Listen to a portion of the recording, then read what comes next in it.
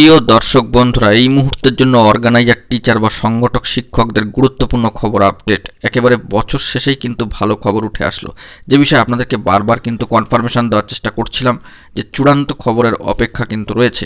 কার্যত বছর শেষেই এবার হাইকোর্টের আপডেট এবং সেখান থেকে বিগ ব্রেকিং নিউজ উঠে আসছে। বন্ধুরা, একেবারে গুরুত্বপূর্ণ খবরটিকে আমরা আর্জেন্ট ভিত্তিতে তুলে ধরার জন্য চেষ্টা করছি, তাই এই ভিডিওটা আপনাদের জন্য ক্রিয়েট করা। ভিডিওটিকে কোনোভাবে কিন্তু স্কিপ করবেন না, চ্যানেলটিকে সাবস্ক্রাইব করে নিয়ে সঙ্গে থাকবেন। চলুন কথাবার্তা না বাড়িয়ে আমরা মূল টপিকে ফোকাস করি। এবার বছর শেষেই ভালো খবর, হাইকোর্টের বড়সড় একটি আপডেট কিন্তু উঠে আসছে। প্রাপ্য বেতনকে কেন্দ্র করে এই মুহূর্তে দাঁড়িয়ে অর্গানাইজার টিচার বা সংগঠক শিক্ষকদের ক্ষেত্রে এই মুহূর্তে দাঁড়িয়ে দীর্ঘ আইনি লড়াই চালাবার পর কার্যত প্রায় 2 দশক এই আইনি লড়াই চালিয়ে অবশেষে কিন্তু সুফল মিলল। মহামান্য কলকাতা হাইকোর্টের রায়ে দক্ষিণ 24 পরগনার হরিণখোলা ধ্রুব অধীশ্বর হাই স্কুলের সংগঠক শিক্ষক ও শিক্ষাকর্মীরা তাদের প্রাপ্য বেতন কিন্তু এবার পেতে চলেছেন। সেই মর্মেই একেবারে গুরুত্বপূর্ণ খবর আপডেট উঠে আসছে সংগঠক শিক্ষকদের। সম্প্রতি মহামান্য কলকাতা হাইকোর্টের সম্মানীয় বিচারপতি হরিশ ট্যান্ডন মহাশয় এবং সম্মানীয় বিচারপতি প্রসেনজিৎ বিশ্বাস মহাশয়ের ডিভিশন বেঞ্চ এই নির্দেশ দিয়েছে। এর আগে মহামান্য কলকাতা হাইকোর্টের সম্মানীয় বিচারপতি ইন্দ্রপ্রসন্ন মুখোপাধ্যায় মহাশয় ওই শিক্ষক ও শিক্ষাকর্মীদের 2011 সাল থেকে অনুমোদন দিয়ে ন্যায্য বেতন দেওয়ার নির্দেশ দিয়েছিলেন।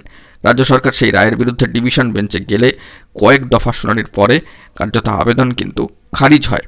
ডিভিশন বেঞ্চের নির্দেশ যে হাই স্কুলের অনুমোদন দিন থেকে অর্থাৎ 2011 সাল থেকে আবেদনকারী শিক্ষক শিক্ষাকর্মীদের সংগঠক শিক্ষক শিক্ষাকর্মীদের স্বীকৃতি দিয়ে 3 মাসের প্রাপ্য বেতন ও বকেয়া মিটিয়ে দিতে হবে।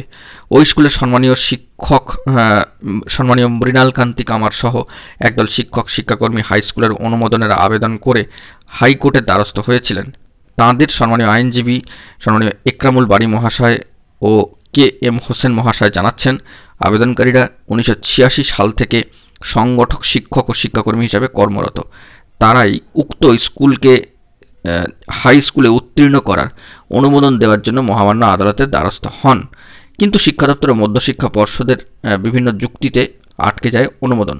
অবশেষে হাইকোর্টের নির্দেশে 2011 সালে হাইকোর্টের অনুমোদন দেয় রাজ্য শিক্ষা দপ্তর, কিন্তু শর্ত যে স্কুল সার্ভিস কমিশন থেকে শিক্ষক শিক্ষাকর্মী নিয়োগ করতে হবে। এর ফলে এত বছর ধরে কাজ করা ওই সমস্ত সংগঠক কর্মীরা কিন্তু ন্যায্য বেতন থেকে বঞ্চিত হচ্ছিলেন।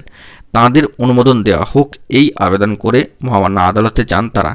মামলা হয় সম্মানীয় বিচারপতি ইন্দ্রপ্রসন্ন মুখোপাধ্যায়ের এজলাসে। সম্মানীয় বিচারপতি আবেদনকারীদের বঞ্চিত না করে 2011 সাল থেকে প্রাপ্য বেতন মেটানোর পক্ষে রায় দেন। রাজ্য ওই রায়ের বিরুদ্ধে কার্যত ডিভিশন বেঞ্চে যান। রাজ্যের যুক্তি, ওই স্কুলের অনুমোদনের সময় শিক্ষক শিক্ষাকর্মী নিয়োগের শর্ত থাকায় তাঁদের অনুমোদন দেওয়া সম্ভব নয়। সম্মানীয় আইনজীবী একরামুল বারী মহাশয়ের দাবি, সংগঠক শিক্ষক শিক্ষাকর্মীদের ক্ষেত্রে স্কুল সার্ভিস আইন প্রযোজ্য নয়। সম্মানীয় বিচারপতি হরিশ ট্যান্ডন মহাশয় সম্মানীয় বিচারপতি প্রসেনজিৎ বিশ্বাস মহাশয় পূর্বের একক বেঞ্চের রায় কার্যত বহাল রাখেন এবং রাজ্যের আবেদন খারিজ করে দেন। এর ফলে 1986 থেকে কর্মরত সংগঠক শিক্ষক শিক্ষাকর্মীরা হাই স্কুলের অনুমোদনের সময়কাল থেকে প্রাপ্য বেতন সহ বকেয়া পাওয়ার আশা করছেন। তাদের কয়েকজন ইতিমধ্যেই কিন্তু অবসর নিয়েছেন। তো এই মুহূর্তে দাঁড়িয়ে প্রাপ্য বেতন পাওয়াকে কেন্দ্র করে একটি ভালো সংবাদ উঠে আসলো একেবারে বছর শেষে। তো আপনাদেরকে বন্ধুরা জানিয়ে রাখি, আমরা কিন্তু আগেও জানিয়েছি যে যাবতীয় বিষয়ে গুরুত্বপূর্ণ খবর থাকলে সবটা তুলে ধরবো। এই মুহূর্তে এই খবর আপডেট উঠে আসলো, আপনাদের মাঝখানে সবটা প্রোভাইড করলাম। এখন এটুকুই, সকলে ভালো থাকবেন। চ্যানেলটিকে অতি অবশ্যই সাবস্ক্রাইব করে নিয়ে জরুরি আপডেটগুলি পাওয়ার জন্য সঙ্গে থাকবেন। ধন্যবাদ।